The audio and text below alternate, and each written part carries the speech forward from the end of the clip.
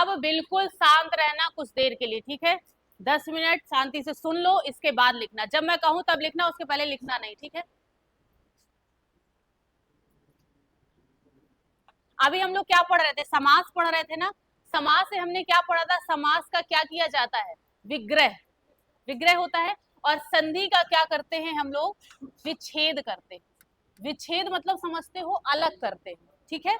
तो इसमें क्या है आपका? संधि एक ऐसा शब्द, संधि शब्द जो है आपका वो दो शब्दों से मिलकर बना है। एक बना है सम और धी, इससे मिलकर बना है संधि, ठीक है? अब ये संधि का काम क्या है? जैसे भी हम कोई शब्द लिखते हैं, उस शब्दों को, दो शब्द क्या है अलग अलग लिखे हैं, उन शब्दों में परिवर्तन कर कर एक नया शब्द बना देना, वो क्या कहलाता है? हमारा संधि कहलाता है। मतलब कि दो शब्दों के, दो वर्णों के मेल से जो एक नया वर्ण बन जाए, वो हमारी क्या कहलाती है? संधि। संधि मतलब क्या होता है? जोड़। जैसे संधि का मतलब क्या होता है? जोड़ना किसी चीज को। तो ये क्या करता है? वर्णों को जोड़कर जो नया वर्ण बन जाए, वो क्या कहलाएगा? हमारा संधि कहलाएगा। जैसे हम लोग लिखते हैं स्वागतम, लिखा देखा होगा। अब इसमें जैसे पूछा जाए कि ये किस किस को जोड़कर बनाया गया है, तो इसमें लिखा होगा सु प्लस आगतम। अब इस वाक्य, इसमें देखें, इस शब्द में क्या लिखा है? सु लिखा है और आ लिखा है। इस सु और आ से क्या बना दिया हमने? ये बना।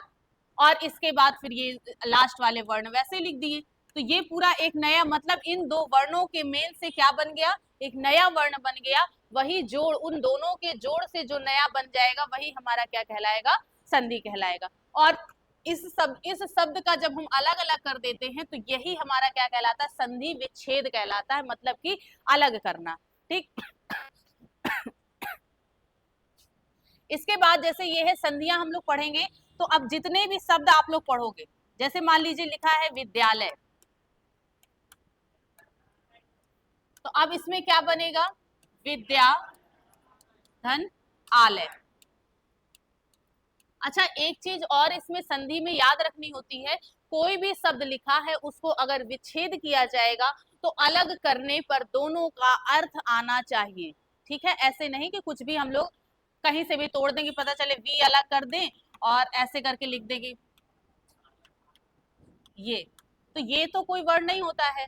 इसका मतलब जैसे ये लिखा है विद्या धन आलय, विद्या का मतलब क्या हुआ? शिक्षा हो गया, और आलय मतलब क्या होता है? घर। तो ऐसी जगह से उसको अलग करते हैं जहां से दोनों का स्पष्ट अर्थ मिल रहा हो। इसके बाद जब हमने इसको जोड़ा, विद्यालय लिखा है, तो विद्यालय को जब अलग अलग किया, तो इसमें ये आ है और इसमें एक ये आ है, ये मिलकर के क्या बन गया आपका? बड़ा आ। और यही बड़ा आ इसमें जुड़ जाता है, तो ये आकर पूरा ये शब्द बन जाता है, ये गायब हो जाता है, ठीक है?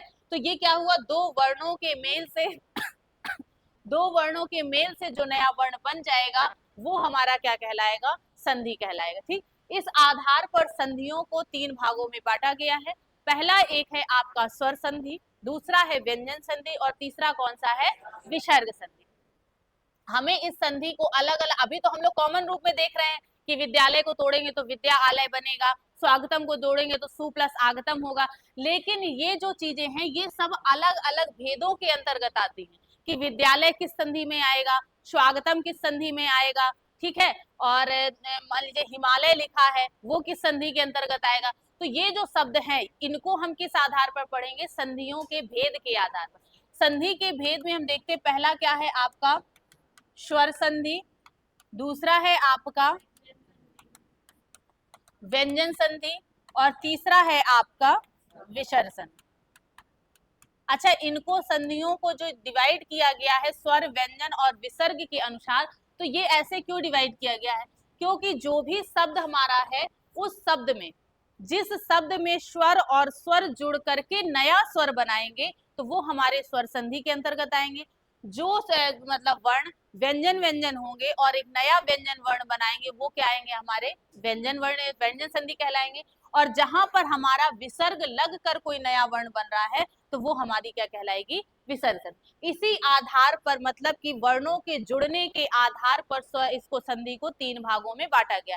पहला स्वर संधि, दूसरा व्यंजन संधि, तीसरा आपका विसर्ग संधि। अब इस स्वर संधि के भी अलग अलग पार्ट कर दिए गए हैं।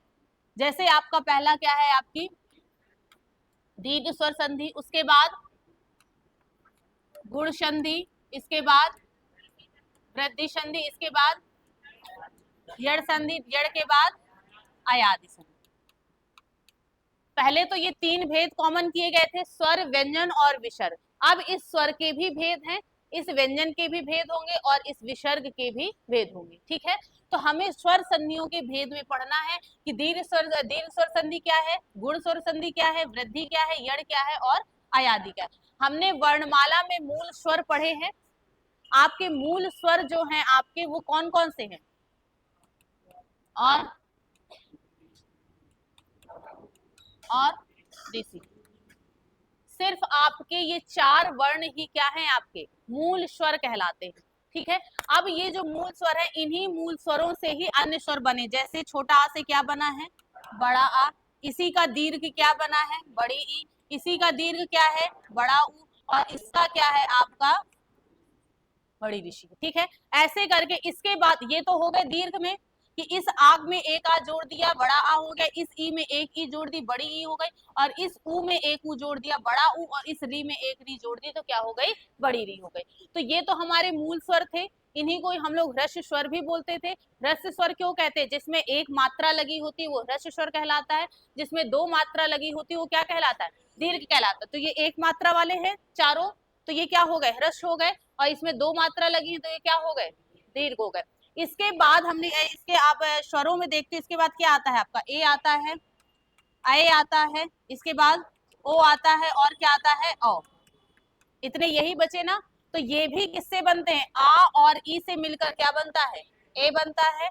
और आ और ए से मिलकर क्या बन जाता है, ए बन जाता है। आ और ऊ मिलकर क्या बनता है, ओ बनता है। आ और ओ मिलकर क्या बन जाता है, औ। तो इन जो वर्णों का निर्माण हुआ है वो किन से हुआ है, इन्हीं से हो रहा है ना। मतलब देखा जाए इन चार वर्णों से ही आपके सारे बन रहे हैं आगे के स्वर। तो मूल स्वर हमारे टोटल कितने हैं, चार हैं। इन चार से ही हमने दीर्घ बनाए चारों, और इन्हीं चारों से ही हम क्या बनाएंगे, ए आई ओ बनाएंगे। तो आपकी जो संधि है स्वर संधि, उस स्वर संधि में सिर्फ आपके स्वर जो वर्ण हैं, इन वर्णों का ही मेल होगा। कहीं पर आपका आ और आ मिलेगा, तो जब हम जानते हैं छोटा आ या छोटा आ, ये दो एक सेम मात्राएं मिलती हैं तो वो उसकी क्या हो जाती, बड़ी हो जाती है। तो जब आ और आ मिलेगा तो क्या हो जाएगा, बड़ा आ हो जाएगा। जहां पर ई और ई मिलेंगी तो क्या हो जाएंगी, बड़ी ई। जहां पर ऊ और ऊ मिलेगा तो वो क्या हो जाएगा, बड़ा ऊ। इसी तरीके से जब हम और आगे पढ़ेंगे तो जब जिससे ये बनता है ए, आ और ई से बनता है, तो जहां पर आ और ई मिल रहे होंगे तो वो क्या बन जाएगा, ए बन जाएगा। जहां पर आ और ए मिल रहे होंगे तो वो क्या बन जाएगा, आए बन जाएगा। तो इसी तरह करके हम संधियों में जोड़ेंगे। तो ये तो हमने पढ़ लिया था वर्णमाला में पूरी चीजें, कि ह्रस्व क्या है, दीर्घ क्या है, और आपके किससे मिलकर क्या बनता है। ठीक,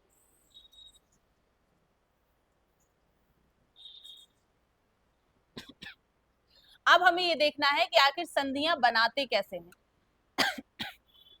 जैसे आप देखते हो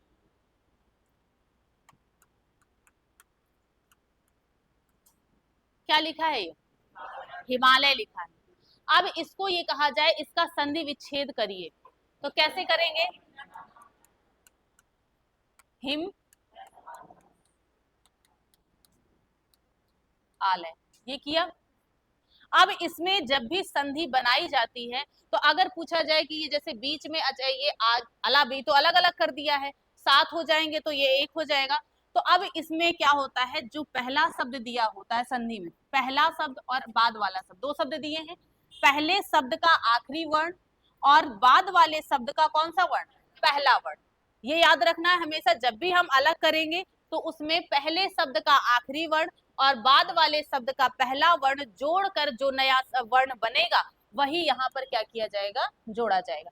जैसे अब इसमें हम देखें हिम लिखा हुआ, ठीक है, हिम में हमने पढ़ा है, जब भी हम लोग वर्णमाला पढ़ रहे थे तो वर्णमाला में व्यंजन रहित मतलब स्वर रहित जो व्यंजन होता है उसमें क्या लगा होता है, हलंत लगा। और जिसमें हलंत नहीं लगा है तो इसका मतलब उसमें क्या छिपा हुआ है, आ छिपा है, एक स्वर छिपा है। तो इस माँ में क्या छिपा हुआ है, आ छिपा है, तो उस आ को यहाँ लिख दिया। ठीक। इसके बाद हमने क्या बोला, बाद वाले शब्द का पहला वर्ण, तो पहला वर्ण क्या लिखा है, बड़ा आ लिखा है। तो चाहे हम बड़ा आ प्लस आ मिलाएं, चाहे आ प्लस आ मिलाएं, बनकर क्या आएगा, सिर्फ बड़ा आ ही। तीन आ तो नहीं हो जाएंगे, तीन डंडे लग जाए, रहेगा तो दीर्घ ही। तो ये जब आ, छोटा आ और बड़ा आ भी मिल रहे हैं तो मिलकर क्या बना देंगे, बड़ा आ बनाएंगे। तो अब यहाँ पर लिखा है हिम, तो हिम लिखा हुआ है, तो यहाँ पर ये हिमा लिखा दिख रहा है ना, तो इस आ को और इसके आ को दोनों को एक साथ करके एक बड़ा आ बना दिया गया और माँ के साथ उस बड़े आ की मात्रा लगा दी गई। तो ये क्या बन गया जोड़कर, हिमालय। ठीक है, जैसे हम आगे और एक वाक्य, एक शब्द देखते हैं।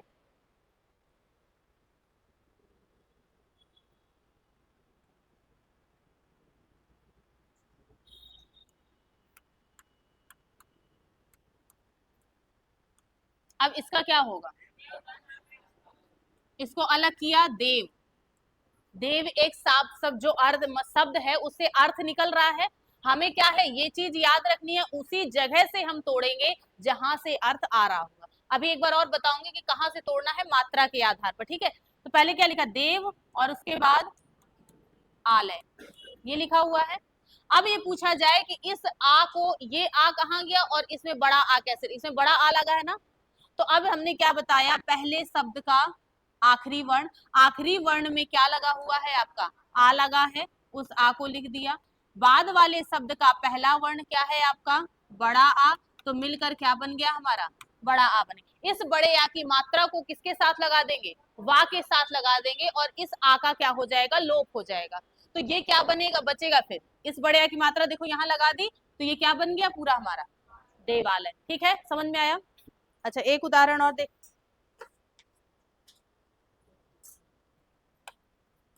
जैसे लिखा है युगांतर,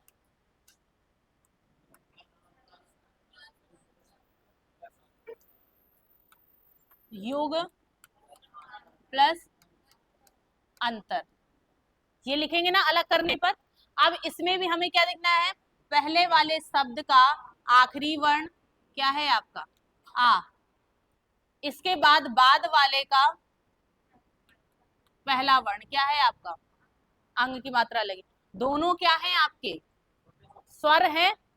तो इन स्वरों के मेल से ही क्या बनेगा, एक नया स्वर बनेगा। तो युगांतर में क्या हो जाएगा, इसमें क्या है, अंग की मात्रा भी लगी है और आपका क्या भी छिपा है, आ भी छिपा है।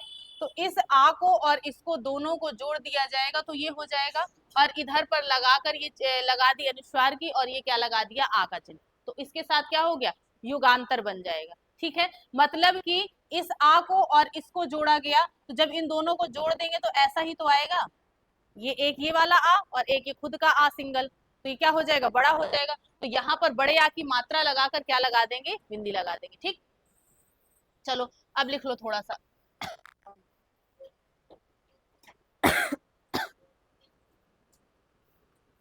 लिखो संधि,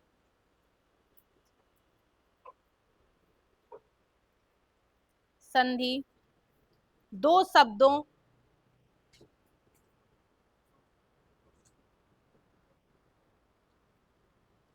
संधि दो शब्दों, ये भी पूछ लेता है कभी कभी कि संधि किससे मिलकर बना हुआ, संधि दो शब्दों सम, सम प्लस धी। अब क्या लिखा हुआ, सम लिखा है ना, इस तरह सम लिखना है, अगर ऐसे लिख दोगे ना तो ये गलत हो जाएगा।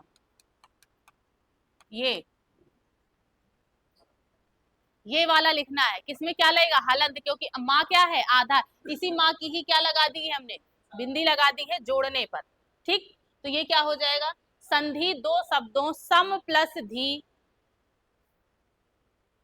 सम प्लस धी से मिलकर, मिलकर बना है, जिसका अर्थ है मेल, मेल यानी जोड़, जिसका अर्थ है मेल।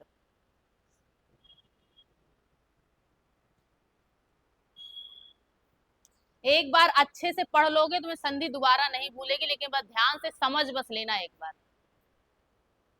इसके बाद लिखो अर्थात दो वर्णों, अर्थात दो वर्णों के मेल से, अर्थात दो वर्णों के मेल से होने वाले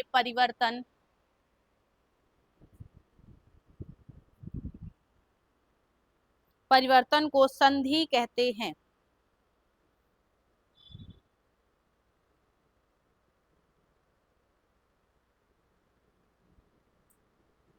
जैसे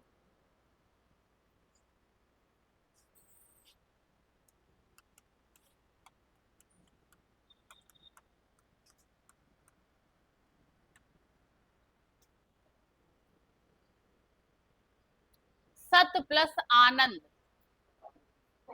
हम्म,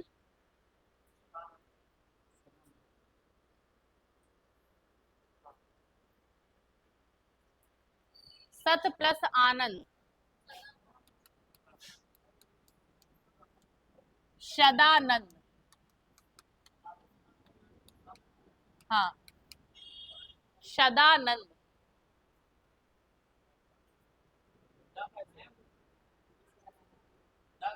क्या कह रहे हैं? कौन कह रहा है?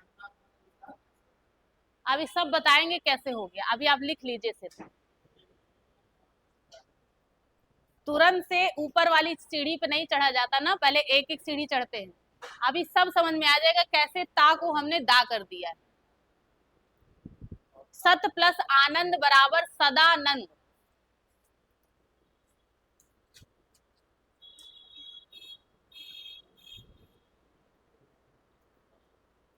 एक और लिखो, शुभ प्लस इच्छा, क्या बनेगा?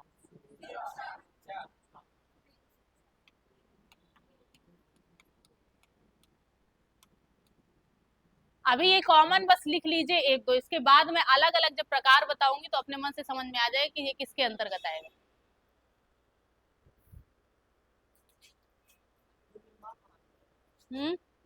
किसमें? माँ का क्या हुआ है आपका? बिंदी क्या लगी हुई?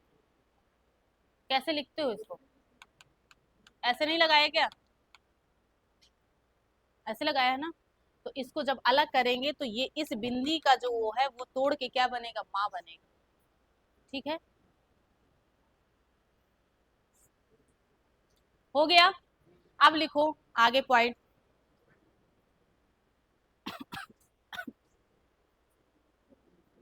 लिखो, जब दो शब्द मिलते हैं, जब दो शब्द मिलते हैं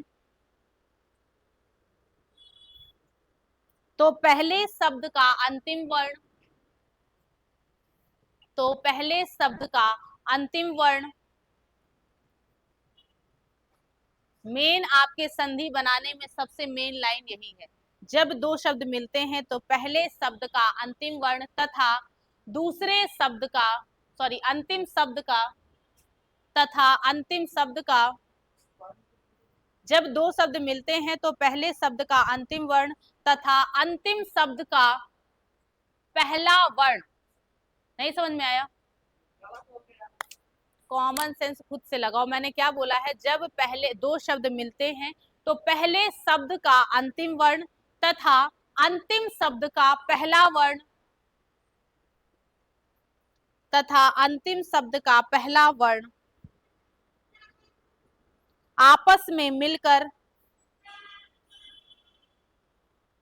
आपस में मिलकर जो परिवर्तन करते हैं, जो परिवर्तन करते हैं उसे संधि कहते हैं। बाकी पूरे शब्द से हमें मतलब नहीं होता है, हमें क्या है कि पहले शब्द का कौन सा वर्ण देखना है हमें? लास्ट वाला। और लास्ट वाले शब्द का कौन सा देखना है? पहला।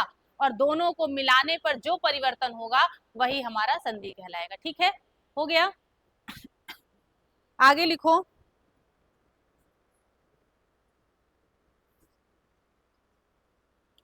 संधि के भेद, संधि के भेद।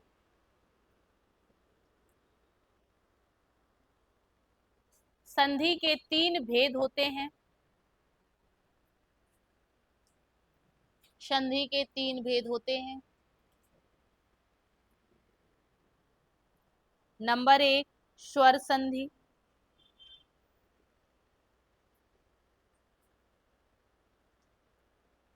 स्वर संधि। नंबर 2 व्यंजन संधि, व्यंजन संधि। नंबर 3 विसर्ग संधि, विसर्ग संधि।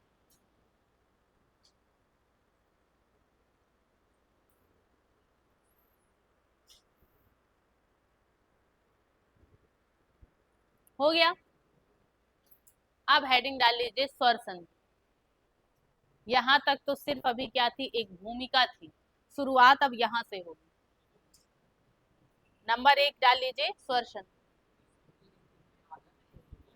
हाँ बता रहे हैं भाई, इतना अभी संधि शुरू ही हुई है। जब संधि पढ़ लोगे तो ऑटोमेटिक जान जाओगे कि ये ना का माँ कैसे हुआ। ठीक है, अभी लिख लो, उसके बाद अभी सब समझ में आ जाएगा खुद से ही।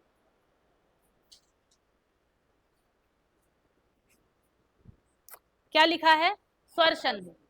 स्वर संधि में लिखो, देखो स्वर संधि समझ लेते हैं। अभी हमने क्या भेद देखे, 3 भेद हैं इसके। पहला कौन सा है, स्वर संधि। इसके पहले हमें संधि में हमने ये जाना कि आखिर संधि क्या होती है। 2 वर्णों का मेल होता है, 2 वर्णों के मेल से जो परिवर्तन कर कर जो नया वर्ण आता है वो क्या कहलाता है, संधि करना कहलाता है। ठीक है, इतना जाने। इसके बाद हमने ये जाना कि संधियां जो है आपकी, क्या हुआ है, मतलब पागल हूं क्या मैं, कुछ भी बोले जा रही हूँ। संधि में क्या होता है, हमारे 2 शब्द दिए होते हैं। 2 शब्दों को जब हम अलग अलग करते हैं तो हमने क्या लिखा है कि पहले शब्द का अंतिम वर्ण और अंतिम शब्द का पहला वर्ण, दोनों वर्णों को जोड़कर परिवर्तन कर कर जो नया वर्ण बनेगा वही हमारा क्या कहलाएगा, संधि कहलाएगा। इतना अभी हमने सीखा। उसके बाद ये जाना कि संधियों के कितने भेद हैं, 3 भेद हैं। कौन कौन से, स्वर संधि, व्यंजन संधि और विसर्ग संधि। इतना समझ गए। अब हमें क्या पढ़ना है, सबसे पहले स्वर संधि। अभी तो कैसे बना रहे थे ये अभी हमें नहीं सीखना है कि आप पूछ रहे ना कि माँ कैसे आया ना कैसे, ये सब समझ में आ जाएगा धीरे धीरे।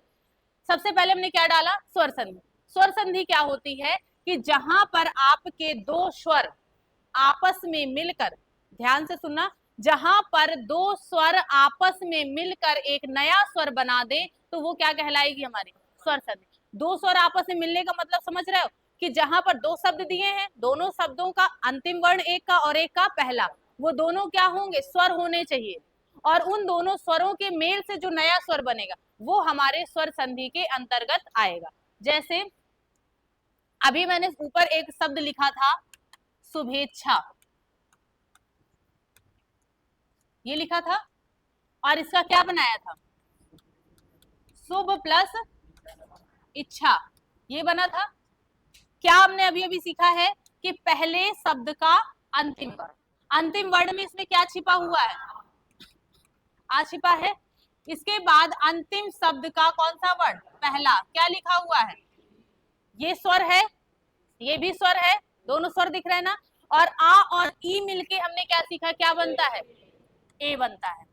अब ये बताओ, ये ए की मात्रा है तो ये कहां पर लग जाएगी, भा पर लगेगी, तब ये क्या बन जाएगा, शुभेच्छा। ठीक है, ये कैसे ए की मात्रा आई है, जब हमने इसके आ को और इसकी ई को मिलाया है तो ये क्या बन गया है, ए बन गया है। ठीक, जैसे अभी एक शब्द और लिखा था,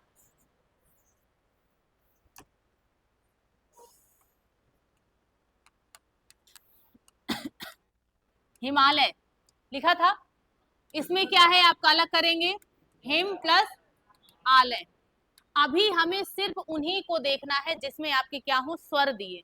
इसमें भी क्या दिया है, एक स्वर दिया है, और इसमें भी क्या है आपका बड़ा आ, दोनों मिलकर क्या बन गया, बड़ा आ बन गया।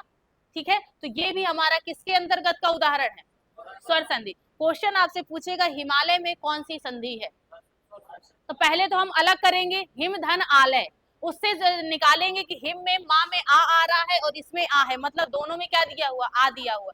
तो जहां पर पहले शब्द के अंतिम वर्ण में भी स्वर दिया हो और अंतिम शब्द के पहले वर्ण में भी स्वर दिया हो तो वहां पर कौन सी संधि होती है, स्वर संधि होती है। ठीक है, कोई भी स्वर, मतलब कि आपके आ से लेकर औ तक, इनमें से अगर कोई भी वर्ण आपके यहाँ दिए हैं दोनों साइड, तो आपका क्या हो जाएगा, स्वर संधि। ऐसा नहीं होगा कि यहाँ पर आपका आ दिया है और यहाँ पर मान लीजिए मा दिया है, तो यहाँ पर आपकी स्वर संधि नहीं होगी। ठीक है, जैसे आप अभी बता रहे थे सदानंद, सदानंद लिखा था, उसमें क्या लिखा था, सत प्लस आनंद।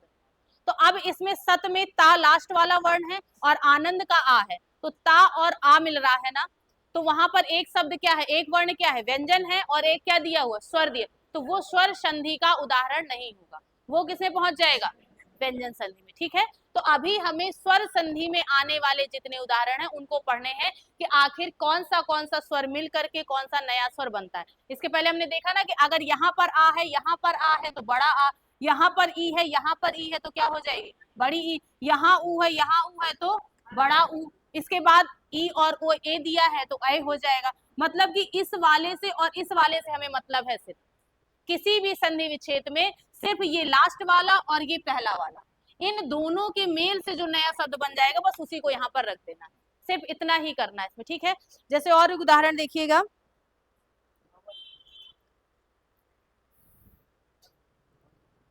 देवेंद्र, देवेंद्र लिखा है, अब इसका क्या बनेगा, देव प्लस इंद्र, यही होगा ना।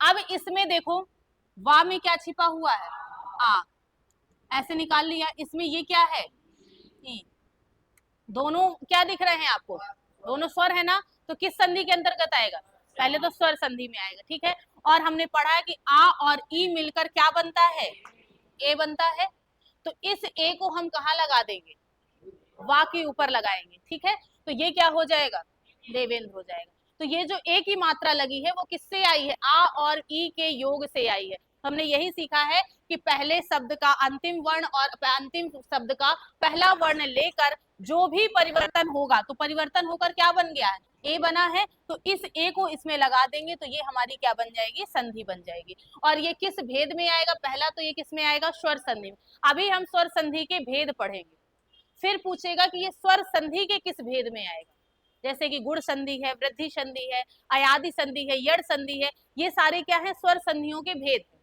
तो अभी तो हमें सिर्फ कॉमन ये देख रहे हैं कि स्वर स्वर मिल रहा है, कोई भी स्वर मिलेगा तो वो किस में आएगा, स्वर संधि में आएगा। लेकिन जब स्वर संधि के भेद में पूछेगा तब हम इसको अलग अलग देखेंगे। ठीक, तो अब लिख लीजिए इसको, स्वर संधि में लिखिए परिभाषा,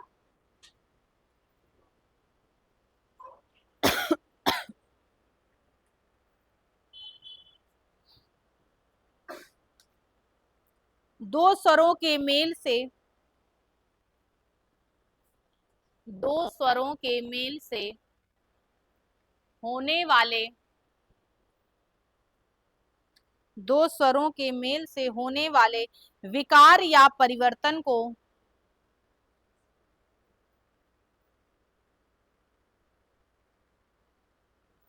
विकार या परिवर्तन को स्वर संधि कहते हैं।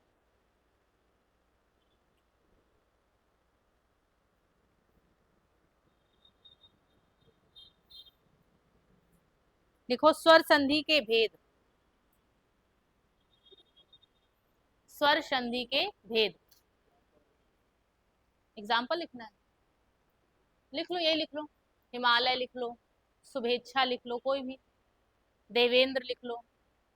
अगर भेद डाल लिया है तो भेद ही लिख लो, नहीं डाला जिसने तो उदाहरण लिख लो दो तीन, शुभेच्छा, हिमालय, देवालय।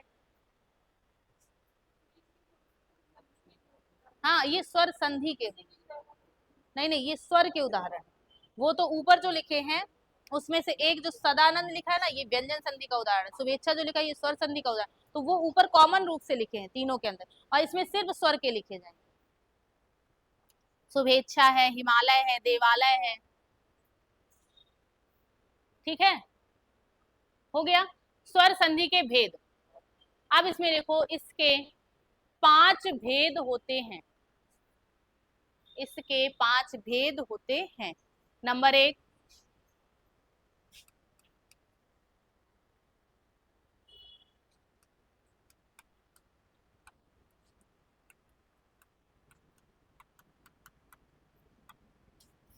नंबर 1 दीर्घ संधि,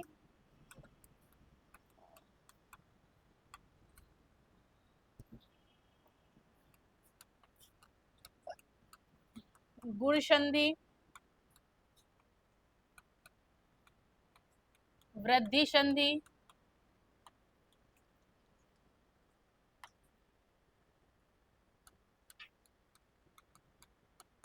यड़ संधि, आयादि संधि।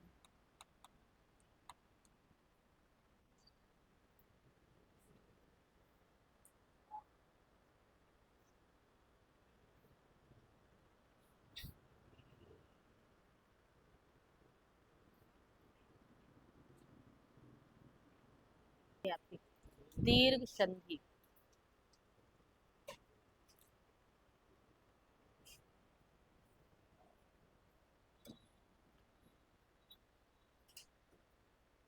लिखो इसमें परिभाषा। जब जब ह्रस्व, सब मुंह देखने लगे, ह्रस्व या दीर्घ, जब ह्रस्व या दीर्घ, कोष्टक में लिख लेना आ ई उ री, जब ह्रस्व या दीर्घ कोष्टक में आ ई उ री के बाद समान स्वर, के बाद समान स्वर आए तो,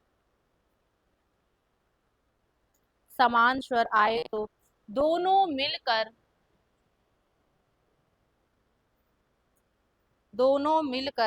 दीर्घ स्वर,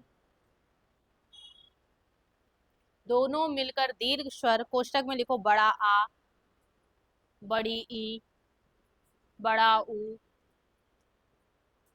और बड़ी री, कोष्टक बंद करो, बनाते हैं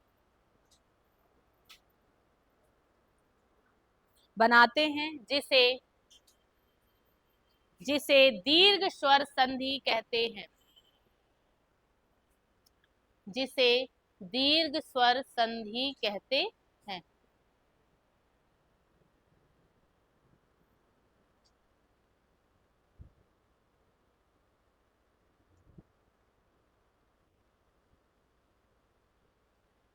हो गया?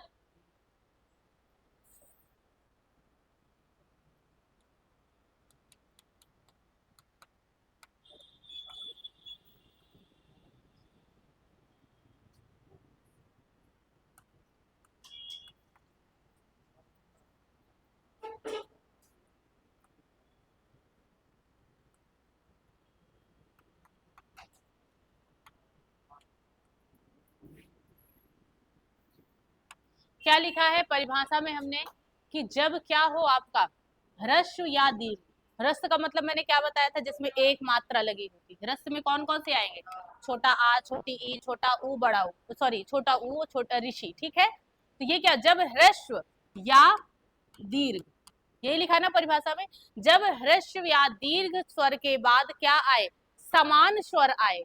समान स्वर का मतलब समझ रहे हो कि आ आए, आ के साथ आ ही आना चाहिए, ई के साथ ई आना चाहिए, ऊ के साथ ऊ आना चाहिए, तो वहां पर हमारी कौन सी संधि होती है, दीर्घ संधि। क्योंकि हमने दीर्घ स्वर में पढ़ा भी है कि आ और आ मिलकर क्या बनता है, बड़ा आ बनता है, और दीर्घ का मतलब ही क्या होता है, बड़ा, ठीक है। तो दीर्घ स्वर संधि में भी क्या होगी, बड़े आ की मात्रा हर जगह लगी होगी, या तो बड़े आ की, या तो बड़ी ई की, या तो बड़ा ऊ की, या बड़ी ऋषि की। तो जहां पर भी जिस भी शब्द में बड़ा आ, बड़ी ई, बड़ा ऊ ऐसा दिया हो, तो उसको समझ जाना है कौन सी संधि है हमारी, दीर्घ संधि। क्योंकि बड़ा ऊ जो बना हुआ वो किससे बना है, ऊ और ऊ से। और हमने दीर्घ संधि की परिभाषा पढ़ी है कि समान स्वर, जब दो समान स्वर आपस में मिलेंगे तो वहां पर क्या हो जाएगा, दीर्घ संधि हो जाएगा।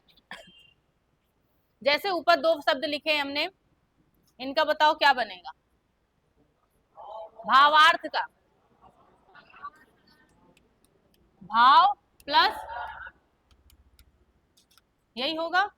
अब अगर इससे पूछा जाए इसमें क्या क्या मिलके क्या बना है, तो क्या बताओगे, छोटा आ प्लस आ मिलकर क्या बना, बड़ा आ। कौन सी संधि में आएगा ये, दीर्घ संधि में। क्योंकि दीर्घ संधि में क्या है, कि आपका क्या हो, दो समान स्वर दिए हो, या तो ह्रस्व हो एक या दीर्घ हो, फिर भी मिलकर क्या बनेगा, दीर्घ ही बनेगा। ठीक है, इसके बाद लिखा है स्वाधीन।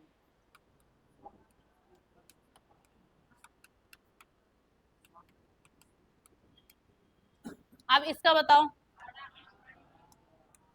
इसमें क्या है, बड़ा आ है प्लस बड़ा आ, क्या बन जाएगा, बड़ा आ ही बनेगा।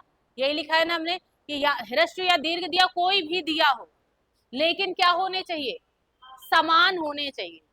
अगर ई लिखा है तो ई भी क्या होनी चाहिए, छोटी ई वर्ड, छोटी नहीं। अच्छा बताओ, सावधान। हाँ, स्वागतम आपका इसमें नहीं आएगा, मैं बताऊंगी किसमें आएगा। ठीक है, सावधान। मैंने अभी क्या बताया आपको, कहाँ से तोड़ेंगे, जहां से उसका अर्थ आ रहा, सब जगह से नहीं तोड़ेंगे। ठीक है, सावधान लिखा है, क्या बनेगा इसका, सा प्लस अवधान, ये बनेगा। तो इसमें क्या है आपका, एक छोटा आ, इसमें क्या है, एक आ, क्या मिलकर क्या बना, बड़ा आ। यही, ये किस संधि के उदाहरण के है आपके, दीर्घ संधि। दीर्घ संधि में हमें सीधे सीधे यही याद रखना है। अच्छा एक और बता दो,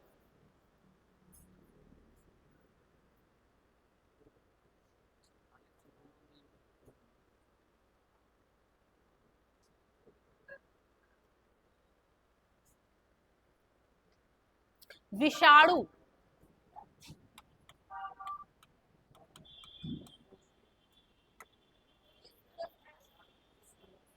इसका क्या बनेगा, विष प्लस अणु। अब इसके बाद इसमें क्या क्या है आपका, आ है और आ है, मिलकर क्या बना, बड़ा आ। ठीक है, समझ में आया।